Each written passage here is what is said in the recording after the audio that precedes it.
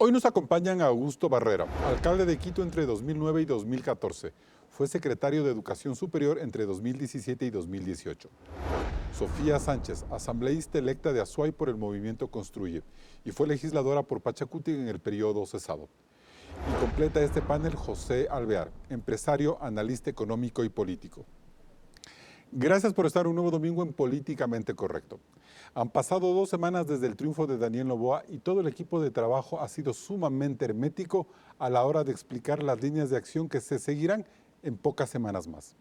Ese vacío de información comienza a llenarlo el resto de sectores políticos desesperados por marcarle la agenda, sobre todo la legislativa. Por eso en el programa de hoy trataremos de hacer un ejercicio de prioridades para ver qué tiene que hacer Noboa exclusivamente desde la presidencia y cuál es la importancia de sostener un acuerdo legislativo. Claudia. Carlos, ni bien se decretó la muerte cruzada y comenzó la campaña electoral, en el país había cierta claridad sobre los grandes desafíos que el próximo gobierno, corto de mandato, tiene que enfrentar. Es decir, la inseguridad, el desempleo y el fenómeno del niño. Sin embargo, Ecuador es un país tan vulnerable que las prioridades cambian semana tras semana. Veamos. El peor de los escenarios se vuelve realidad. El pasado martes 24 de octubre, el Operador Nacional de Electricidad, SENACE, pidió al presidente Guillermo Lasso iniciar el periodo de racionamiento de energía a nivel nacional. Esto quiere decir que los apagones programados volverán al Ecuador luego de 13 años. Las últimas incomodidades se vivieron a finales de 2009 e inicios de 2010 durante la administración de Rafael Correa.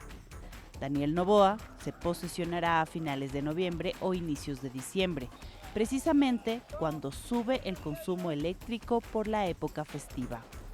Por ahora, el déficit de generación eléctrica es del 19%, cuando se consumen al día unos 4.500 megavatios.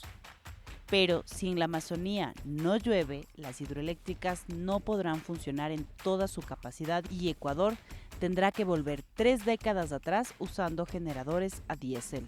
Toda esta emergencia causada por el estiaje y el descuido de la infraestructura de generación térmica podría costarle al fisco unos 200 millones de dólares. Y si de problemas presupuestarios hablamos, esta semana también el gobierno saliente emitió un oficio a todas las dependencias públicas pidiéndoles optimizar el gasto público que a septiembre de 2023 será el más alto de los últimos 14 años. 1.500 millones de dólares que corresponden a salarios, bonos, transferencias al IES y a los gobiernos seccionales y pago de la deuda externa. El problema es que la renta petrolera de este año ha caído a la mitad con relación a 2022 y en términos de ingresos totales la reducción es de un 8% con relación al año anterior. Por eso, Lasso pide a la Administración Central suspender las horas extras a los servidores, restringir nuevas contrataciones, reasignar funciones y se cierran nuevos proyectos de contratación pública. En síntesis, Noboa, quien ya empezó el proceso de transición, lo hará en medio de aprietos económicos y productivos. Si estas nuevas urgencias complican a Noboa, ¿cuánto tiempo de su trabajo debe ocuparle la gobernabilidad con la Asamblea? Carlos, inicias el debate. Bien, gracias Claudia por este primer reportaje. Empezamos entonces el panel con José Alvear. José, ¿cuán grave es la crisis eléctrica del país y hasta cuándo se puede extender? Gravísimo, más allá de lo que nos dicen los funcionarios de gobierno. Yo diría que estamos con una luz roja. ¿Por qué? Primero, porque la demanda de crecimiento anual de la energía en el Ecuador es de 8%, es decir, de 400 megawatts por año. Segundo, el sector camaronero demanda 2.000 megawatts. El sector minero demanda 1.000 megawatts y sobre los 4.400 megawatts que decía su reportaje, tenemos una indisponibilidad de 1.700 megawatts. Entonces, estamos muy bajo el punto de equilibrio y eso lo que va a generar no solamente es un gran perjuicio al Estado con todos los manejos irregulares que se están dando aparentemente, sino que va a generar un gran problema a nivel de la macro y de la microeconomía y del incremento de la inseguridad. Y eso es gravísimo. Ya, pero más o menos, ¿cuánto tiempo le puede tomar al presidente Noboa tratar de enderezar la situación? ¿O esperar que llueva y que vuelva a haber generación hidroeléctrica? o solucionar el problema, pero esto en términos de semanas y de meses, ¿hasta cuándo se puede extender? Usted tiene soluciones parches y soluciones inmediatas. Soluciones parches es no gaste 600 millones de dólares a ritmo de 100 millones mensuales comprándole energía a Colombia, que de paso ya nos dice, Ya no nos va... ya no te puedo proveer los 400 megawatts que te quería proveer porque yo también estoy con problemas. Invierta el 10% de eso, se invierta 80, 70 millones, dele mantenimiento a esas vetustas plantas termoeléctricas que de paso son caras y quítenos el dolor de cabeza del apagón. Pero todo esto, ya tomando esas decisiones súper ejecutivas como usted plantea, ¿cuánto le puede demorar a Noboa? La inversión es un tema de decisión política, porque es un tema de asignar los recursos y que empiecen a trabajar y en 3, 4 meses están trabajando las termoeléctricas. O sea, en el mejor de los casos, hasta febrero. Hasta febrero. Ahora, hay una solución que el presidente Noboa debe empezar a sembrar las bases. Abrir licitaciones a la empresa privada porque el país está quebrado. Esas licitaciones en cuanto a generación para el ciclo combinado, un par de licitaciones de ciclo combinado a base de gas natural. Está la hidroeléctrica Santiago, está Cardenillo. Hay que sacar un poco adelante con la empresa privada de esta crisis en cuanto a generación. Perfecto. Ahí hay un grave problema, Sofía Sánchez, y usted sinceramente tiene claro cuáles son las prioridades del presidente Noboa. ¿Han hablado ya ustedes con la gente de ellos, más o menos, qué es lo que quieren hacer cuando las cosas van cambiando semana tras semana? Bueno, Carlos, hay que tener presente cuáles son las prioridades desde la Asamblea Nacional y desde el Ejecutivo. Quedaron muchos temas pendientes, los legisladores que hoy fuimos electos tenemos la responsabilidad de revisar eso. El tema de las hidroeléctricas, los apagones es fundamental, sin embargo hay una crisis de inseguridad que sí se puede solucionar con caminos desde la Asamblea Nacional. Hay una enmienda constitucional para que las Fuerzas Armadas actúen de manera inmediata, que no necesitemos decretos. Eso quedó pendiente para un segundo debate, es decir, las prioridades y el trabajo de la Asamblea tiene que ir de la mano con el Ejecutivo. Prioridades, exactamente, pero para ustedes empezar a trabajar eso, ¿ya han tenido contacto con el nuevo gobierno para decir, bueno, ellos quieren, no sé, tal vez superar el tema hidroeléctrico? ¿Cómo pueden ustedes ayudar a que eso suceda?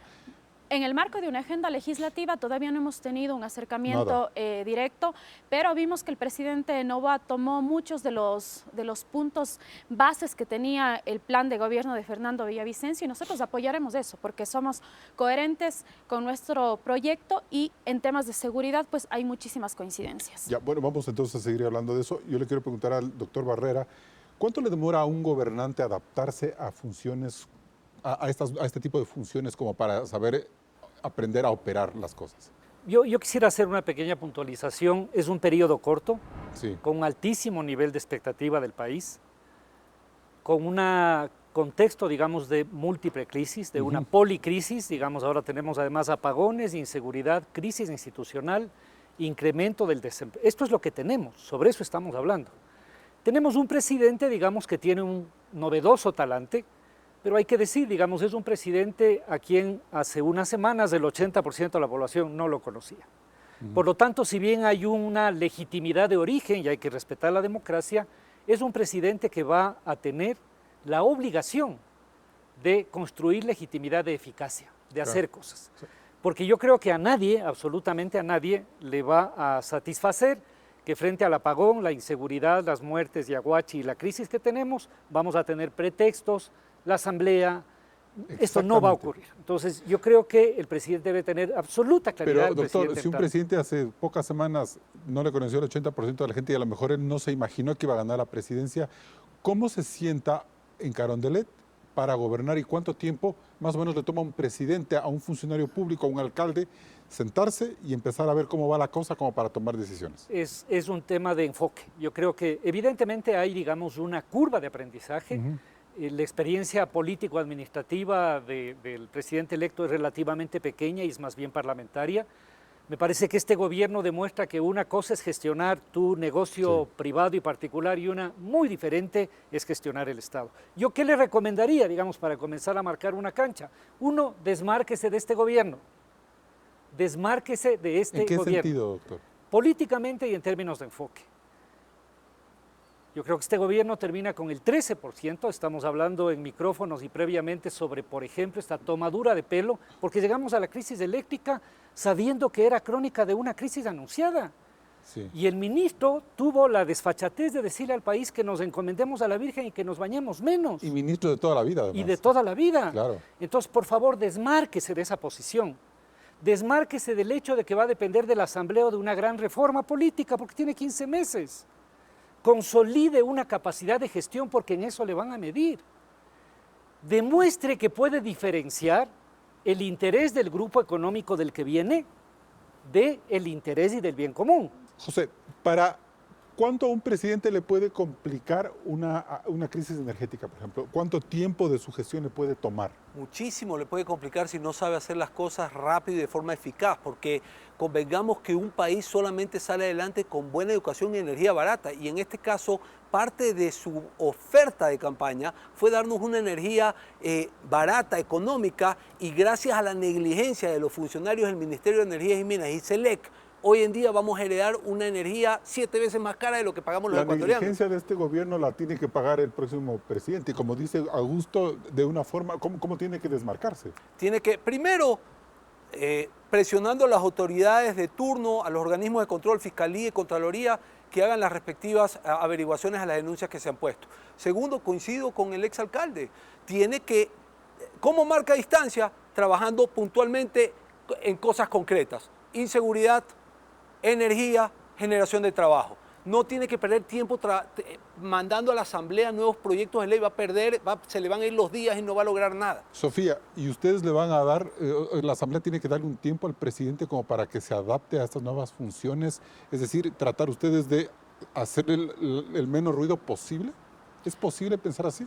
La Asamblea tiene que cumplir sus funciones. Son dos: legislar, fiscalizar. Hay temas que quedaron pendientes y si no se van a plantear nuevas reformas que vengan desde el Ejecutivo, están varios procesos de fiscalización en los cuales tenemos que trabajar. No hay tiempo que perder. Pero la fiscalización Asamblea, para atrás, no para el nuevo presidente. para atrás, porque para adelante todavía no Claro. sabemos qué es lo que va a suceder. Y yo, de acuerdo a las preguntas que se hicieron antes, sí quisiera enfocarme en algo. La experiencia en el sector público es fundamental. Aquí el nuevo presidente no puede improvisar. ¿Qué era lo que sucedía?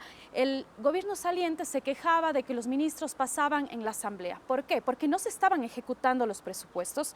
Llegábamos a octubre, noviembre, y habían carteras de Estado que tenían muy O poco sea, si los ministros presupuesto se ejecutan, no les ejecutado. llaman tanto a la Asamblea. Se tiene que ejecutar, se tiene que cumplir con los planes de gobierno. ¿Por qué? Porque si una cartera de Estado no ejecuta un presupuesto, quiere decir Bien. que hay mucha falencia de obra pública, de obra social, no hay vías, no hay hospitales, no hay medicina y todas las consecuencias que se pueden vivir. Perfecto, bien. Estas son unas primeras reflexiones. Nosotros vamos a un corte comercial y seguimos aquí el debate en Políticamente Correcto. Así cerramos el primer bloque de Políticamente Correcto. Hacemos una pausa y volvemos enseguida con más de este análisis. ¿Para qué necesita Daniel Noboa a la Asamblea? Recuerde que retransmitimos en Radio Suceso 101.7 FM Quito.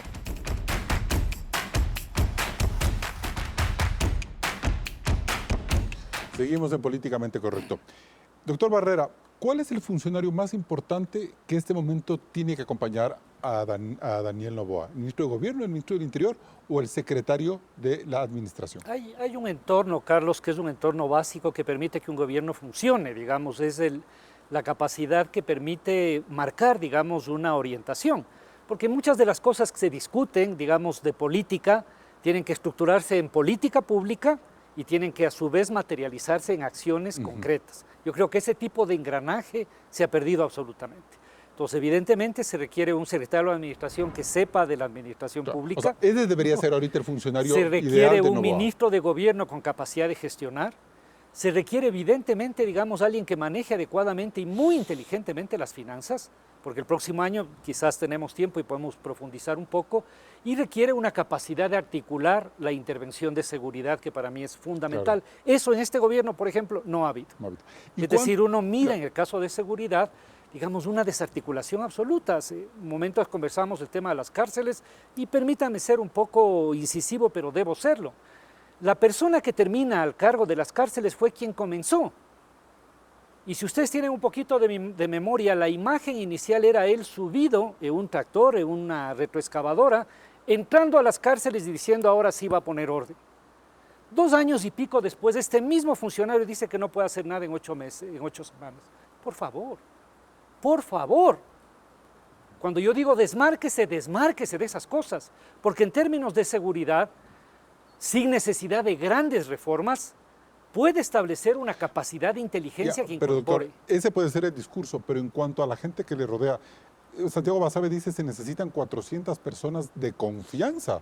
¿Noboa las tendrá? Y si no las tiene, doctor, Digamos, el país tiene esas capacidades. ¿de dónde salen? El país tiene esas capacidades en las universidades, en gente con experiencia política, en la empresa privada. En los partidos políticos. Muy buenos funcionarios públicos. ¿no? Pero se supone que esos funcionarios les boicotean a los presidentes. Pero digamos, eso aquí dicen. hay un funcionariado público de carrera que está estigmatizado. Porque aquí durante los últimos años ser funcionario público es casi estar en el filo del delito. Y esto no debe ser así. No hay país civilizado en el mundo que no haya salido sino reconociendo la calidad de un funcionario público. Porque si no tenemos lo que tenemos, personas no tienen idea de nada. Para que puedan mover la maquinaria del Estado se requiere entender cómo funciona el presupuesto. ¿Qué es un plan anual de inversiones? ¿Cómo se establece la prioridad? ¿Cómo se ejecuta eso en términos de obra? Y yo creo que eso es fundamental. Perdón. El presidente debe rodearse, y digo, no entramos en un debate ideológico, porque puede haber gente muy capaz de derecha o de Muy izquierda. cierto, así es. Pero por favor, no improvisemos. Tiene 15 meses. Asambleísta, retomando lo que decía el doctor Barrera, ¿usted le ha conocido a Daniel Noboa ya en la gestión como legislador? Bueno, Daniel estuvo con nosotros en la Asamblea, presidió la Comisión de Desarrollo Económico, en la cual pasaron proyectos de ley importantes, manejó bien la comisión, lo puedo decir, porque sí salieron muy buenos proyectos, los cuales Ahí se sintió su apoyamos. impronta, Es la decir, impronta de él. sí, podemos decir que hizo un buen trabajo legislativo, pero administrar un país se tiene una gran diferencia. Yo creo que tiene que rodearse de gente con experiencia, con capacidad y con acciones puntuales. Aquí no podemos abarcar todos los temas. Él tiene que solucionar y enfocarse desde nuestro punto de vista en los temas de Pero, seguridad. asambleísta, yo le planteo la pregunta al revés entonces. Si este momento, la gente lo que está diciendo es, ¿qué va a pasar con el acuerdo legislativo entre Noboa y la Asamblea para ver qué pasa? O sea, quizás eso no sea lo importante. ¿No se puede pensar que más bien el acuerdo debe ser al revés? Que Noboa convoque a gente de las fuerzas políticas, como dice el doctor Barrera, para que le ayude a gobernar. Carlos, ¿Es posible eso? Es posible, creo que hoy estamos dispuestos a eso. Es un año y medio, es un periodo corto donde nadie quiere cometer ninguna equivocación. Estaremos en 8 meses en elecciones internas dentro de los partidos políticos para saber quiénes van a ser los candidatos en el 2025. Todos queremos encaminar un trabajo donde la percepción del pueblo ecuatoriano sea la que solucione las necesidades que tenemos, pero por supuesto yo quiero aquí enfatizar en algo que lo he venido diciendo durante todo este tiempo en los medios de comunicación. Claro que puede existir unidad, puede existir una agenda legislativa, pero unidad no quiere ser sinónimo de impunidad. Ya, eso vamos a hablar después, pero yo le digo una cosa, ¿a usted le haría ruido que, por ejemplo, Noboa tenga un ministro correísta para tal cartera y un ministro de construye para otra y así manejar el gobierno? ¿Se puede pensar en eso? Podría ser complicado, creo que es Eso ya complicado, es muy complicado. es complicada esa situación, no sabremos si es que sea posible en su momento. ¿Por qué? Porque hay dos visiones de país completamente distintas y hemos tenido líneas rojas. Sin embargo, en la unidad del país, pues habrá que ver a quién convoca Daniel para que conforme este grupo de 400 personas que se requiere de confianza. José Albert, si no hay esas 400 gentes, entonces ¿estamos anticipando un fracaso? Para mí la clave de esa gobernabilidad que dicen aquí los panelistas es tener un muy buen ministro de gobierno. Más que secretario de Porque Administración. para mí tiene que ser el ministro de gobierno, porque el ministro de gobierno es el que va a acercar al Ejecutivo y a la Asamblea, el que va a tratar de mediar en las posiciones contraproducentes políticamente hablando, es el que tiene que tratar de ser el puente que una a Carondelet con la Asamblea para en un año, 6 meses, aunque en la práctica va a ser un año, poder sacar este país adelante con temas puntuales, porque si nos ahogamos en las miles de aristas que tiene en estos momentos el país, simplemente este va a ser un presidente de transición. Lo que usted dice es preocupante porque el país necesita 400 funcionarios de primer nivel. Coincido con Augusto de que hay funcionarios públicos de primer nivel. Yo muchas veces hablo de que el funcionario público es como el colesterol, que usted tiene colesterol malo y colesterol bueno. Creo que hay funcionarios que son como el colesterol bueno y otros que son como el colesterol malo, como por ejemplo los negligentes de SELEC y del Ministerio de Energía, que hoy en día nos tienen con velas. Pero definitivamente hay que hacer un gobierno donde se achique un poco esa grieta que hay, que lamentablemente el gobierno del expresidente Correa dejó establecido con un resentimiento social impresionante que hace que no nos podamos ver como hermanos ecuatorianos para empujar la carreta hacia adelante, sino como enemigos. Una breve reflexión, doctor Barrera, ¿y la gobernabilidad hacia afuera, hacia la gente, hacia las bases? Yo creo que ¿Cómo se construye tres... eso desde el gobierno? Yo creo que un elemento muy importante, voy a recalcar sobre eso. Yo tengo la convicción de que una cosa que puede ser muy buena en términos de abrir una nueva fase es la superación de este famoso clivaje correísmo-anticorreísmo. Digo esto teniendo yo clarísima y nítidamente una posición progresista. De ahí vengo y esta es mi convicción. Pero tengo la certeza de que... ¿Le complicó ese clivaje a usted en algún momento, no? Digamos, es un clivaje que complica al país. Porque entonces vivimos de una cancha de líneas rojas. Y el factor principal, digamos, que define la dinámica del país es esa. Este gobierno no ha sido gobierno, ha sido la oposición de la oposición. ¿Ya? El sentido político de este gobierno es ser la oposición al correísmo, no gobernar el país. Hay una gran distancia entre tener un discurso de oposición a quien sea y gobernar un país. Esa distancia es privilegiar el bien común. Esto a mí me parece fundamental. Y esto no solo tiene que ver con un mensaje a los actores políticos, sino a todos. Porque si seguimos editorializando como es el elemento complicado, ya estamos con líneas rojas. Yo digo, por ejemplo, ¿podemos llegar a un acuerdo básico de 5 o 6 temas en términos de seguridad? Y entonces todo el mundo dice sí. Y resulta que vienen de uno y otro lado. Ah, no, pero con ese no. Entonces, ¿qué acuerdo vamos a hacer? Pues entre los mismos. Y a mí me parece que es indispensable, porque entonces uno dice, no, ¿no es cierto? El correísmo es el que tiene vínculos con no sé qué, no es la mafia albanesa con el gobierno, no son los bananos que salen por acá. Apaguemos la luz y vamos. Pues. Claro. Y literalmente así parece. Así parece. Con Pues. estos apagones. O todo lo contrario. No la vamos a apagar, nos vamos a quedar sin todo luz. lo contrario. Bien, nos vamos a un siguiente corte comercial, seguimos aquí en Políticamente Correcto. Luego del corte analizaremos cómo se conformaría la Asamblea Nacional y cuáles son los espacios de gobernabilidad que tendrá el presidente Daniel Noboa. No se desconecte de la señal de Ecuavisa.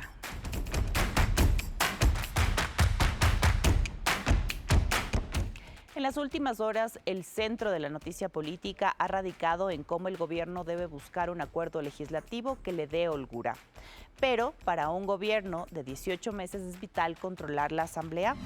El presidente Noboa solo tiene el 10% de la representación, 14 curules, es decir, necesita 56 votos más para ser mayoría, que pueden venir de los 52 votos del correísmo o sumar a Construye, el PCC, Actuemos y varios grupos menores. Los intereses en cualquier negociación tienen su costo. Sin embargo, para Noboa, la aprobación de leyes no es tan urgente. Para combatir la inseguridad, por ejemplo, en el periodo cesado por Guillermo Lasso se pudieron aprobar las reformas que garantizan el uso legítimo de la fuerza para policías o los exámenes de confianza para personal de las Fuerzas Armadas. Se endurecieron las penas en actos de crimen organizado, se fortaleció la capacidad de las Fuerzas Armadas en momentos de conmoción y se dio más control a la UAFE sobre el lavado de activos en instituciones públicas. Es decir, son instrumentos que potencian la acción del Ejecutivo. Estaría pendiente una ley nacional de inteligencia y otra esencial sobre extinción de dominio, donde sí se necesitan acuerdos. En materia económica, Noboa buscará dar alivios tributarios a las empresas que fomenten empleo a través de una ley urgente y habrá que ratificar los acuerdos comerciales con China, Costa Rica y Corea del Sur. Una consulta popular, como se ha reiterado, puede analizarse directamente con la Corte Constitucional. Y en temas de fiscalización, Noboa sabe que el juicio político a un ministro no toma menos de 40 días y 92 votos de censura. El único caso preocupante es un posible juicio a la fiscal Diana Salazar, que salga del correísmo, donde su censura solo requiere de 70 votos. Por lo tanto, para el nuevo presidente, lo más importante es enfocarse en una gestión ágil y oportuna desde Carondelet. Carlos, sigues con el análisis. Bien, gracias, Claudia, por esas precisiones. Asambleísta Sánchez, entonces, ¿por qué es tan importante para Novoa un acuerdo parlamentario? ¿Para qué le tiene que servir si vemos que prácticamente tiene ya los instrumentos? La Asamblea es el primer poder del Estado. Es indispensable que en este año, 6 meses que se tiene, exista un trabajo coordinado de la Asamblea con el Ejecutivo. No podemos hablar de un trabajo aislado de la Asamblea Nacional. Ya vimos que si no se tiene este trabajo coordinado y se tiene una Asamblea de oposición, no se puede hacer absolutamente nada. Y por eso el presidente saliente Guillermo Lasso optó por la muerte cruzada. Hoy, más allá de los procesos de fiscalización, hay temas que quedaron pendientes y la Asamblea tiene que seguir su trabajo fiscalizador y de legislación. Y en ese sentido, ¿qué es lo más urgente? Usted hablaba en los bloques, y si nos puede recordar anteriores, en temas de seguridad, por ejemplo, ¿qué es lo que está pendiente? ¿Esa reforma constitucional?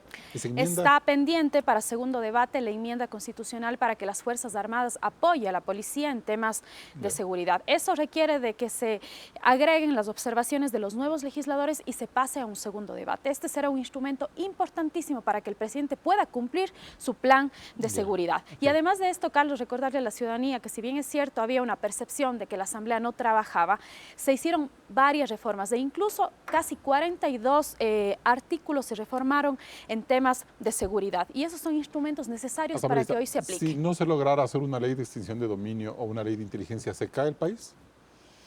No se cae el país, se tiene legislación necesaria, sin embargo esto es urgente, porque cuando hablamos de que una ley de extinción de dominio, la actual que tenemos, no sirve absolutamente para nada, esta tiene que reformarse. Si hablamos del control de las cárceles, necesitamos urgente una ley de inteligencia.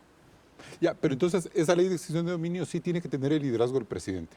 O puede, por ejemplo, construye, que fue el documento o la promesa estrella de Fernando Villavicencio, ustedes pueden marcar la cancha.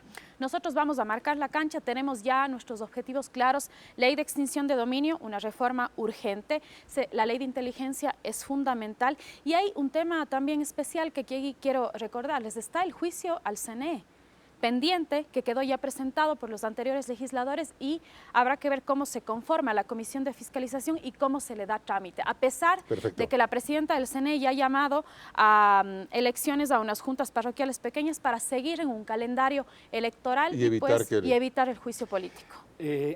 Carlos, escuchándole al asambleísta, yo me imagino en diciembre o en enero sin luz, con este caos de inseguridad, y con el país político debatiendo si le censuran a la señora Diana, o sea, no me parece, no sé si me explico, ¿no es cierto? Es decir, hay un principio de urgencia.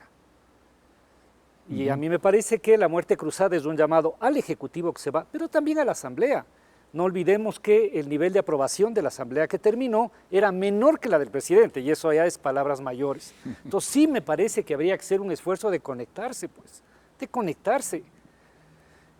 Yo incluso con eso pienso que no de ninguna manera quito valor, digamos, al contrapoder que la Asamblea en un ejercicio democrático, pero por ejemplo en términos de seguridad, recuperar el control de las cárceles, establecer una política de clasificación o disposición de los privados de libertad conforme peligrosidad. Pero eso solo le toca al gobierno hacer. Pero totalmente, pues. ¿Y la Asamblea cómo puede apoyar en eso? Ojalá que apoye. O sea, lo que quiero decir es que el gobierno no puede puede depender de lo que salga o no en la Asamblea, y creo yo que tampoco puede depender sobre la consulta popular, porque además hay elementos que no están planteados. El debate sobre cambiar el rol de las Fuerzas Armadas es un debate muy profundo, ¿ya? Muy profundo, porque usted entonces le va a quitar probablemente la titularidad que sobre seguridad interna tiene la policía. O sea, ya, si no estamos hablando de eso, otras reformas institucionales, por ejemplo, crear una unidad fuerte de inteligencia, puede hacerlo. Establecer un rediseño institucional para tener un ministerio con capacidad de articular... De manera interna, dice usted, en el Ejecutivo. Obvio. O sea, lo que quiero decir es que hay un margen sí se puede hacer mucho en inteligencia sin tener una ley de inteligencia. Mucho en inteligencia. Sin tener una ley de inteligencia. Sin tener una ley de inteligencia, porque hay organismos que tienen competencias. Hay como hacer mucho en términos de la UAFE. Hay como hacer mucho en términos de lavado de activos para golpear a los que se enriquecen y no al último que esté en el barrio más pobre.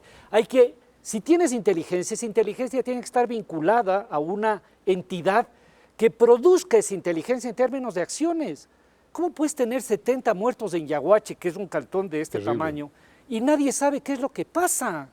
Y los incendios de los carros en Y los Esmeraldas. incendios, entonces uno dice, bueno, ¿qué clase de inteligencia tenemos? Doctor, digamos, José Alvear, y el problema es que si todos llevamos, la discusión se lleva a que Noboa termine entre el correísmo y construye una suerte como de juego de la cuerda, ¿qué vamos a esperar de eso? No, yo creo que el presidente electo, Daniel Noboa, no puede entrar en esa arena. Tiene que enfocarse en temas de seguridad, que para mí básicamente radica en no trabajar tanto en leyes con el Parlamento, sino con lo que tiene que hacer con decisión política es recursos económicos para capacitar, equipar a la policía, meter dinero en los departamentos de inteligencia para tener una policía que prevenga, no que reaccione, y definitivamente a nivel regional tenemos que trabajar en bloque. Yo soy de la idea que deberían haber, no una, dos bases americanas, una en Esmeraldas y otra en Manta, porque el problema de la droga es un problema regional, hay que trabajar en bloque con los presidentes de los otros países, porque aquí hay dos problemas, el regional y el interno. El interno, la policía, ¿usted cree, Carlos?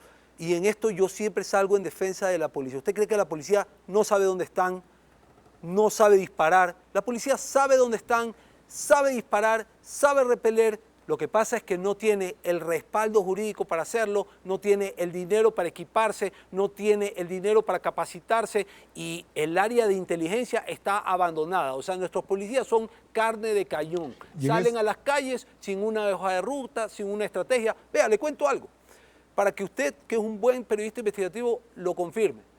La policía, si el gobierno que viene no invierte 600 millones de dólares en el parque automotor, el próximo año no tienen autos. Esa es una urgencia, por ejemplo. Eso es una urgencia. Claro. Entonces, es realmente impresentable que el ministro Zapata haya consumido el 8% del presupuesto de seguridad. Es impresentable. O sea, señor ministro Zapata, si usted no tenía la capacidad o le da miedo, no acepte el cargo. Pero aquí necesitamos soluciones al problema de inseguridad. Y con lo que nos dice Augusto y nos dice José, ¿realmente es necesarísimo que Daniel Noboa tenga la presidencia de la Asamblea, por ejemplo? Siempre va a ser necesario, Carlos. ¿Por qué? Hay temas fundamentales. Ahora decían, con las últimas reformas que se hicieron, voy a poner un ejemplo, el SNAI pasa a tener un rango de una especie de un ministerio, es decir, ya podemos ser la Asamblea. Pero es parche sobre parche, ¿no? Se les puede fiscalizar, es que Claro. nadie se quiere hacer cargo de lo que sucede en las cárceles. Absolutamente nadie.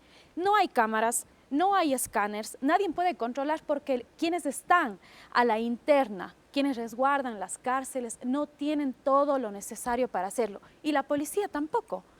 Augusto decía hace un momento, les vamos a quitar ciertas funciones a la policía. No, lo que se quiere es fortalecer, porque hoy los grupos delincuenciales de este país están más armados que la policía e incluso que las Fuerzas Armadas. El parque automotor ya no sirve, los vehículos perdieron su vida útil y les cuento un tema más. Los últimos policías graduados que ya están en acción en las calles tampoco tienen armas. Pero lo que están diciendo es que los policías hasta pueden tener armas, lo que no saben es disparar, que eso es lo más grave todavía. No, lo que ellos no tienen es un respaldo de los jueces que liberan a los delincuentes al siguiente día, pero peor aún, de una institución que no cuenta con el presupuesto para fortalecerse en todo el sentido de la palabra. Ha sido sumamente complejo e incluso yo puedo decir hoy, con total certeza, que los centros de privación de libertad de todo el país están manejados por los grupos delincuenciales. Claro, eso ahí ya no se entra ve. nadie. La cárcel de Turia, en la cual yo hice un proceso de fiscalización, ingresé, ahí nadie controla absolutamente nada.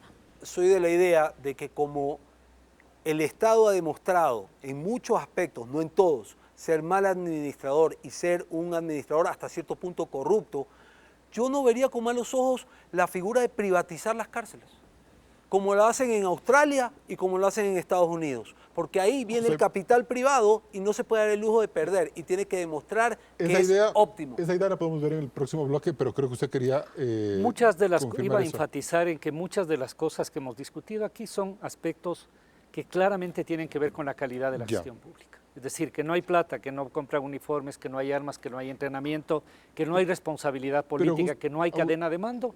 Eso, todo y eso. para eso es necesario, sí, esa es la prioridad, pero Clarísimo. ¿tiene Noboa que controlar la Asamblea, o sea, tener un No, presidente no, de la no, Asamblea? es que mi argumento va en ese sentido. Es decir, sea, a mí me parece que establecer un escenario, es decir, quiero ser muy enfático en esta, plantear un escenario en donde la calidad de la gestión pase por un acuerdo de la Asamblea o por una consulta, me parece que sería un grave error. Esto es un tema de liderazgo. Así de claro Bien. planteo yo. Hablemos de El liderazgo, gobierno sí. tiene tan poco tiempo y prioridades tan definidas que debe ser capaz de construir, digamos, una agenda de Y intervención. liderar. Que este Bien, nos gobierno no vamos lo a ha un hecho. siguiente corte comercial y volvemos aquí en Políticamente Correcto. Recuerde que también estamos en vivo en ecuavisa.com y en Ecuavisa Play, la aplicación móvil para todos los dispositivos. Además, puede suscribirse y recibir el boletín político, Código Rojas. Hacemos una pausa y volvemos enseguida.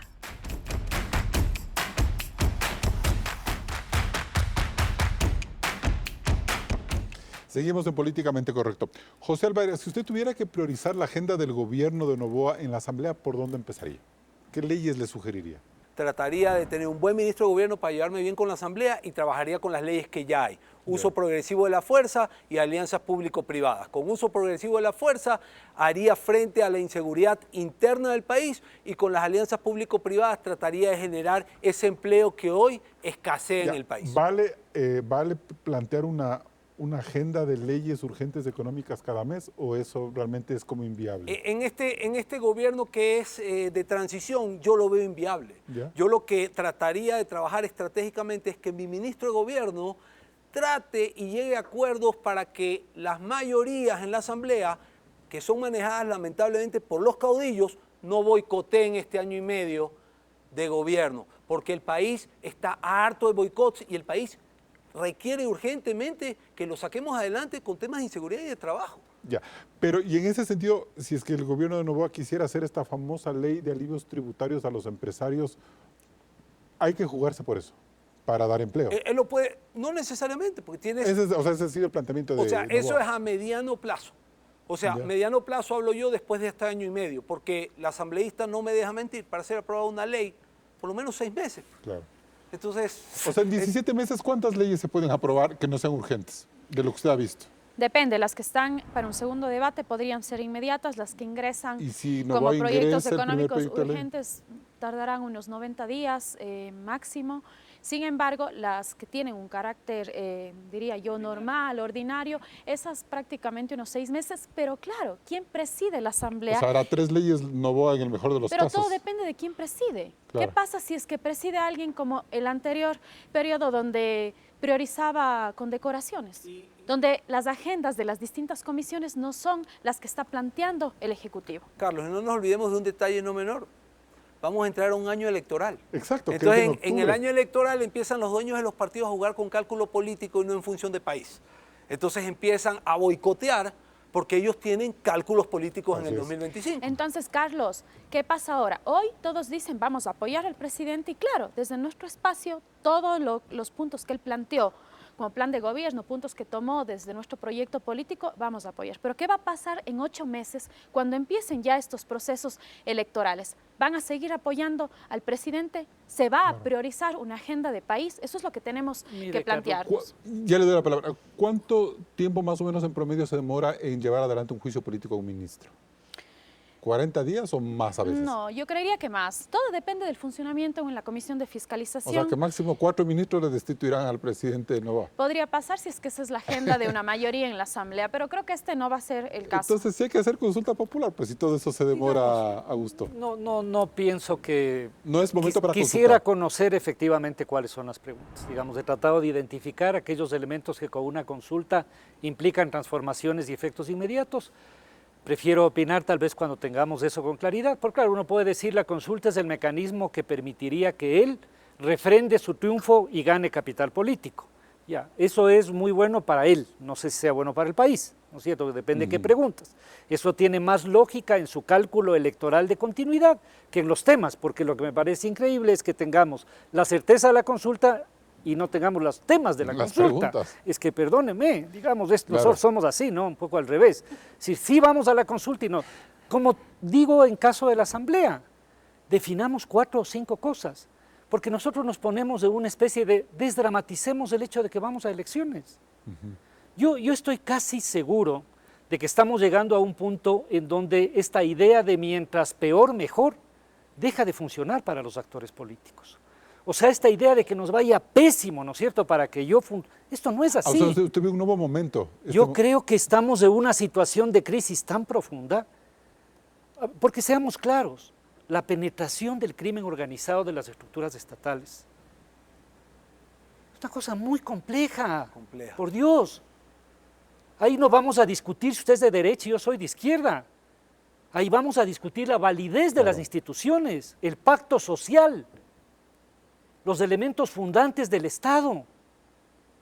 Si seguimos con estos niveles de inequidad, si no hay presencia del Estado en Esmeraldas, si 20% de chicos de este país de entre 15 y 24 años ni estudian ni trabajan, ¿quién va a querer ponerse al frente de ese país?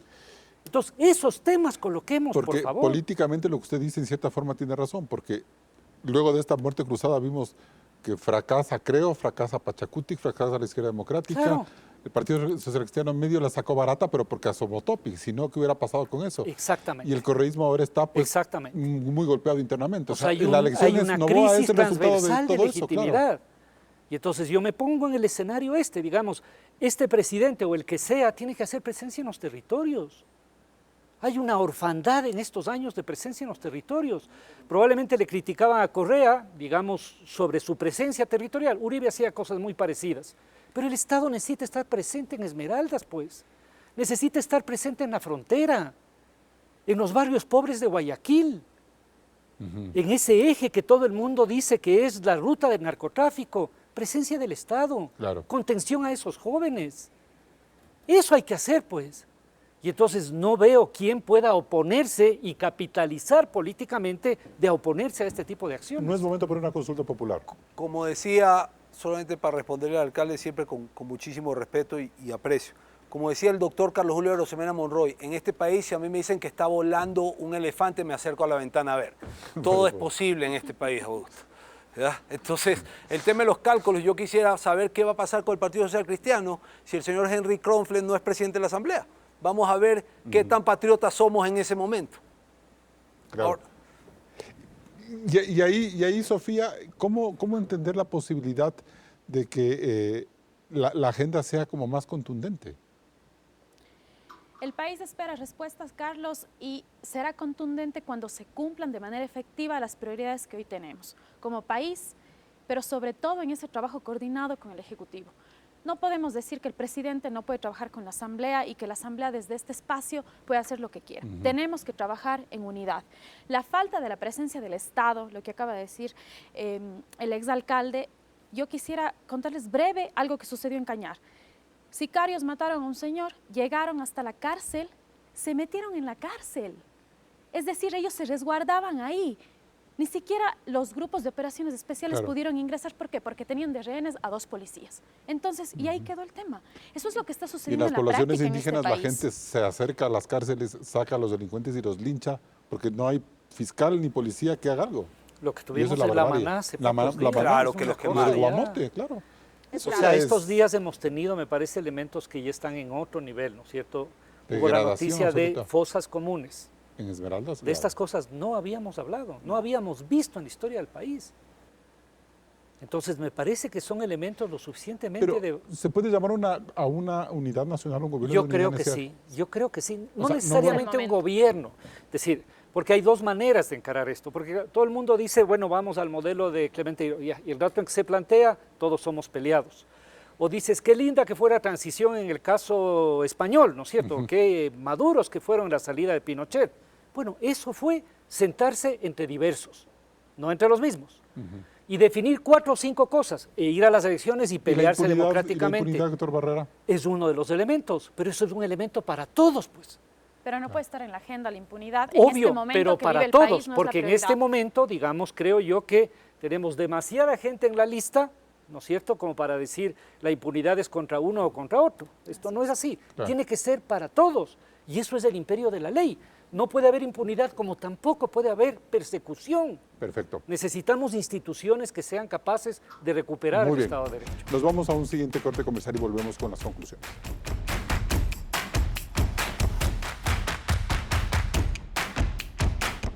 Entramos en etapa de conclusiones. Sofía Sánchez, ¿para qué Daniel Noboa necesita la Asamblea Nacional? Carlos, la Asamblea será fundamental en un trabajo coordinado con el Ejecutivo. Hay que establecer los acuerdos mínimos, una agenda legislativa que nos permita priorizar los temas de seguridad. Nosotros no seremos una oposición ciega y tampoco actuaremos con cálculos políticos. Eso hoy no requiere el país y pues más bien abriremos nuestro plan de gobierno para trabajar de manera conjunta con el Ejecutivo. José Alvear. Creo que el gobierno debe trabajar puntualmente en temas de inseguridad, como lo conversábamos minutos atrás, con capacitación, equipamiento a la policía, respaldo jurídico y un par de leyes como por ejemplo la pena de muerte para sicarios, pedófilos y secuestradores.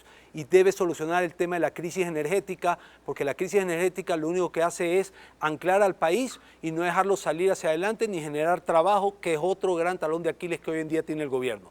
Y por último, necesita un muy buen ministro de gobierno para que sea ese interlocutor que haga que haya una relación armónica entre la Asamblea y Carondelet. Augusto Barrera, ¿qué es lo políticamente correcto? Creo que el presidente entrante en este momento debe tener una actitud respetuosa con la Asamblea sin que implique subordinar o depender su plan de acción. Yo creo, insisto, que debe, uno, conectarse con las necesidades profundas de la gente, y esos tienen que ver con el empleo, con la seguridad, pero también con la protección social. Dos, debe desmarcarse de la lógica del gobierno actual, insisto. Tres, debe mantener una política de diálogo con todos los sectores sociales de este país. Y cuatro, y lo fundamental, demostrar eficacia y eficiencia. Si no es capaz de concretar un giro en lo que se está haciendo, vamos a tener poquísimas posibilidades. Quiero insistir además en que es un país desigual, con pobreza terrible, con falta de oportunidades. Sin esa dimensión social no habrá posibilidad de salir adelante. Y bien, mientras el futuro presidente demora en articular y exponer una agenda de trabajo elemental que entusiasme a los mercados y calme a los políticos, la expectativa comenzará a transformarse en incertidumbre. La situación de orden público sigue complicada en varias ciudades y ahora habrá apagones. ¿Qué respuestas nos da el gobierno entrante frente a esta realidad? Esta mañana hemos tratado de desdramatizar la urgencia de contar con un acuerdo legislativo sólido, pues el verdadero éxito de Daniel Noboa está en que su gobierno sea de gestión, de ejecución y de resultados. Y las cosas bien podrían comenzar porque se evalúe lo complicada que ha sido esta semana en temas de administración pública. El otro aspecto de la transición pasa porque Daniel Noboa diga al país con qué equipo va a contar en la compleja tarea de administrar el Estado, partiendo por hacer un voto de sinceridad y luego un llamado nacional a inaugurar un proceso de convergencia que al menos en lo administrativo siente las bases de la verdadera gobernabilidad que le urge al Ecuador. Hasta el próximo programa. Y con estas reflexiones cerramos este debate de Políticamente Correcto. Recuerde que puede escucharnos en Spotify en la lista de reproducción. Nosotros nos volvemos a encontrar el siguiente domingo. No se desconecte de la señal de Coavisa.